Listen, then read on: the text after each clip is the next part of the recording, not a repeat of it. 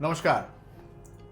आपको पता है कि सूर्य चंद्र का पीछा करते हैं दो राक्षस, और वो राक्षस कौन से हैं? राहु और केतु। पहले राहु केतु एक ही व्यक्ति हुआ करता था, राक्षस, स्वरभानु बोलते थे उसको। लेकिन जब वो बैठ गया अमृत चखने के लिए और पता चला कि ये अमृत चख गया है, तो भगवान विष्णु ने इसका सर काट दिया। लेकिन पी तो चुका था वो अमृत, यानी मर तो सकता नहीं था। तो ये अब मरा नहीं है, अब इसका धड़ अलग हो गया है और सर अलग हो गया है। सर को कहते हैं हम राहु और धड़ को कहते हैं हम केतु। ये सूर्य और चंद्रमा के पीछे पड़े रहते हैं और उनको किसी न किसी रूप से परेशान करते हैं, कभी खत्म कर देते हैं, कभी वो दिखाई नहीं देते हैं, और इसको कहते हैं हम एक्लिप्स, यानी कि ग्रहण।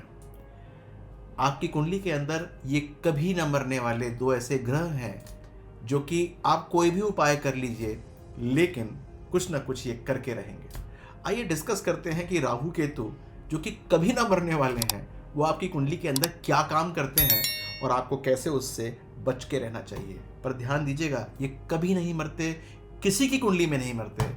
यानी कि कोई साधु सन्यासी भी होगा, उसके अंदर भी कोई राहु और केतु की वजह से कोई ना कोई नेगेटिविटी हो सकती है। तो सबसे पहले जानते हैं राहु के स्वभाव के बारे में। जैसे मैंने आपको बताया कि ये छाया ग्रह है, ये आपके कर्म, भौतिक इच्छाओं और आध्यात्मिक विकास यानी कि स्पिरिचुअल अपलिफ्टमेंट का ग्रह होता है।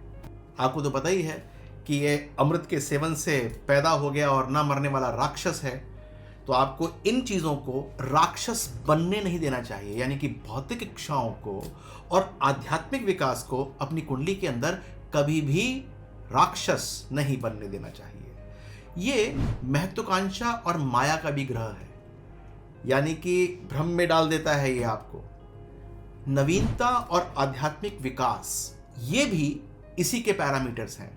यानी कि आपको जो चीज़ नई चाहिए होती है, तुरंत नई चाहिए होती हैं, और आध्यात्मिक विकास के अंदर जो बाधा डालता है वो यही ग्रह डालता है। इसकी समझ सिर्फ भौतिक चीजों पे ही होती है, यानी कि यदि भौतिक चीजों से परे कोई बात हो रही है तो इसकी बात समझ में नहीं आएगी, क्योंकि इसकी बॉडी नहीं होती ना, सिर्फ दिमाग होता है। बॉडी से कोई मतलब नहीं होता इसका। ये परिवर्तन करता है आपकी आंतरिक इच्छाओं का, यानी कि जो डेवलपमेंट होता है बच्चे से लेकर जब तक आप प्रौढ़ हो जाते हैं, जो आपको पहले चाहिए होती है और चीज बीच में चाहिए होती है और बाद में चाहिए होती है, उसका ये डेवलपमेंट करता है और अचानक परिवर्तन का ये कारक बनता है। तुरंत कोई काम हो जाए आपके साथ तो काम जो है वो राहु ने करवाया है, इस बात को आप समझ लीजिएगा। अब मैं आपको बताता हूं कि राहु के क्या पॉजिटिव इफेक्ट्स होते हैं। जी हाँ, राहु के पॉजिटिव इफेक्ट्स भी होते हैं। असामान्य क्षेत्रों में, यानी कि जो नॉर्मल चीजें नहीं होती हैं, वहां पर यह महत्वाकांक्षा बढ़ा देता है, प्रेरणा बढ़ा देता है।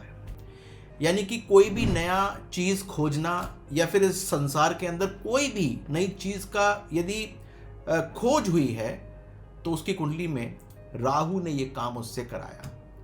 बहुत जल्दी ये अनुकूल होने की बात करता है, यानी कि अनुकूल होने के लिए प्रेरित करता है। यानी कि अगर आप एक नेगेटिव सिचुएशन के अंदर भी हैं तो राहु की वजह से आप एक पॉजिटिव सिचुएशन के अंदर हो सकते हैं। विदेश से या कि गैर पारंपरिक माध्यमों से, यानी कि जो नॉन कन्वेंशनल माध्यम होते हैं, वहां से आपको मेटेरियलिस्टिक लाभ प्रदान करता है। यदि आप जोखिम ले सकते हैं तो ये राहु के कारण है। यदि आप प्रौद्योगिकी की बात करते हैं तो ये भी राहु के कारण है। यदि आप ये अनुभव करते हैं कि अभी कुछ काम कम रह गया है, अभी और होना है, तो ये भी राहु के कारण होते हैं।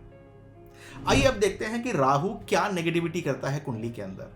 देखिए, आपको बना देगा मायावादी, भौतिक सफलता के पीछे भागना शुरू कर देंगे, भ्रम की स्थिति पैदा कर देगा, आप बेचैन रहेंगे और आपकी चिंता को यदि कोई बढ़ाता है तो राहु से ज्यादा कोई नहीं बढ़ा सकता। संबंधों के अंदर यह दे सकता है चुनौतियां।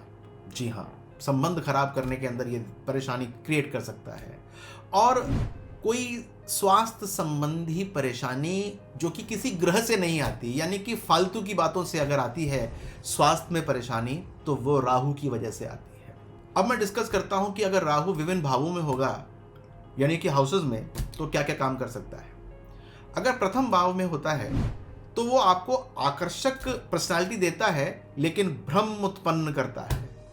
यदि द्वितीय भाव में होगा तो आपका मन जो है वो पैसे की तरफ लगा रहेगा और पारिवारिक विवाद हो ही सकते हैं।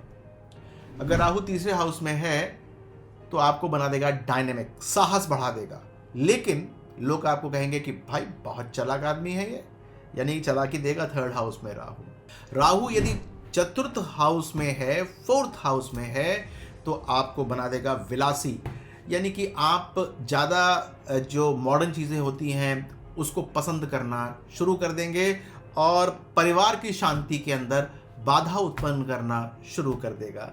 यदि पंचम भाव में राहु होगा तो आप सट्टा खेलने के अंदर बहुत ज़्यादा मन आपका लगने लग जाएगा और अगर वो खराब होगा तो वो आपको हरवाएगा वहाँ पर।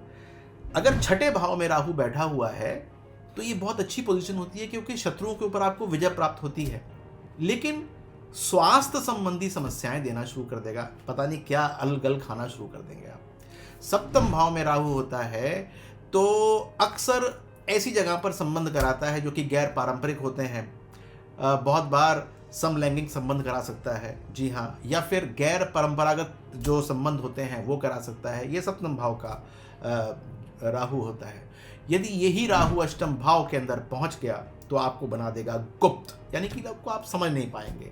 आप गूढ़ विद्याओं के अंदर भी रुचि लेना शुरू कर देंगे और ये इंस्टेंटेनियस चेंज लेकर आ सकता है जीवन के अंदर। ये है अष्टम भाव का राहु। यदि राहु नवम भाव के अंदर होता है तो आपको यात्राओं से अधिक प्रेम करा देगा और जो कन्वेंशनल विश्वास होते हैं पूजा पाठ वाले, उसमें आप चुनौती करना शुरू कर देंगे, अपने ही धर्म के आगे क्वेश्चन मार्क लगाना शुरू कर देंगे।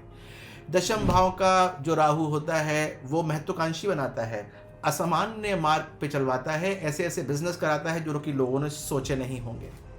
एकादश भाव का यानी 11वें भाव का राहु नेटवर्किंग को बढ़ावा देता है, लेकिन लक्ष्य इतने ज़्यादा ब्लोन अप कर देगा, बड़े बना देगा कि आदमी उसको अचीव नहीं कर पाता और फिर परेशानी होती है, मानसिक परेशानी। 12th हाउस का राहु ये आपको अध्यात्म से दूर लेकर चला जाएगा, विदेश में या विदेशी चीज़ों से आपको संबंध कराएगा। ये 12th हाउस का राहु होता है। अच्छा, राहु की महादशा कुंडली के अंदर 18 वर्ष की होती है। अब इस 18 वर्ष के अंदर बढ़ती है महत्वाकांक्षा, असामान्य सफलता, ये परिवर्तन का समय होता है, भ्रम और आंतरिक संघर्ष उत्पन्न हो जाता है यदि राहु कमजोर होता है। लेकिन ध्यान दीजिएगा कि सिर्फ महादशा से फर्क नहीं पड़ता है, अंतरदशा किसकी चल रही है इसका बहुत बड़ा योगदान होता है इसके अंदर। आपको क्या करना चाहिए राहु की दशा के अंदर? आपको बनना चाहिए अवसरवादी, आपको दुनियादारी से लाभ लेना चाहिए, जीवन के उद्देश्यों को आपको गहरी समझ राहु करा सकता है, वो कर दीजिएगा। और हाँ, विलासिता से थोड़ा सा दूर हटने की बात होती है और आसक्ति से यानी कि इन्वॉल्वमेंट से किसी के साथ ये मुक्ति करनी ही चाहिए, वरना राहु पीछा नहीं छोड़ता है। राहु का प्रभाव बहुत ज़्यादा भौतिक इच्छाओं को बढ़ा देता है, यानी कि आप को परेशानी आना शुरू कर देते हैं। आप ध्यान देने की बात यह है कि किस पे पर्दा डालता है, ये डालता है आपके मन के ऊपर, आपकी आत्मा के ऊपर, यानी कि सूर्य और चंद्रमा के ऊपर। तो आप कुछ देख नहीं पाते बल्कि आप भौतिकता के ऊपर ही लगना आरंभ हो शुरू हो जाते हैं। तो सबसे बड़ी बात यह है कि अपना परिवर्तन करना शुरू करना चाहिए जैसे ही राहु की दशा आरंभ हो या कुंडली के अंदर राहु नेगेटिव रूप से एक्टिवेटेड हो तो आपको राहु के उपाय करने चाहिए और उपाय के अंदर कर्म करेक्शन सबसे प्रमुख होता है।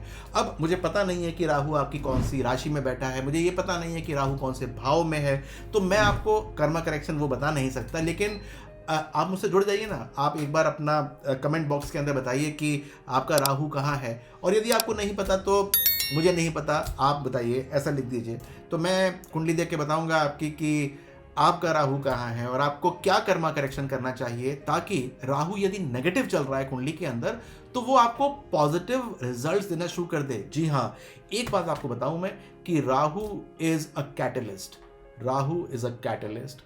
वो पॉजिटिव भी जा सकता है उतनी ही गति से और नेगेटिव जा सकता है उतनी ही गति से। तो हमको वो नेगेटिविटी रोकनी है ना, हमें जाना है पॉजिटिव की तरफ, यानी कि राहु से हमको बहुत अच्छे लाभ लेने आरंभ कर देने चाहिए। तो ध्यान दीजिएगा, राहु से किस प्रकार से फायदा लेना चाहिए वो आप मुझसे पूछ सकते हैं कमेंट बॉक्स के माध्यम से। मैं आपको बताऊंगा कि कैसे आपको लाभ मिल सकता है। और यदि आपने अब तक मेरा चैनल सब्सक्राइब ना किया हो तो कृपया करके कर दीजिएगा। ये वीडियो यदि अच्छा लगा हो तो इसको शेयर कर दीजिएगा। ये नॉलेज सिर्फ आपके पास नहीं रहनी चाहिए, सबके पास जानी चाहिए। लाइक कर दीजिएगा।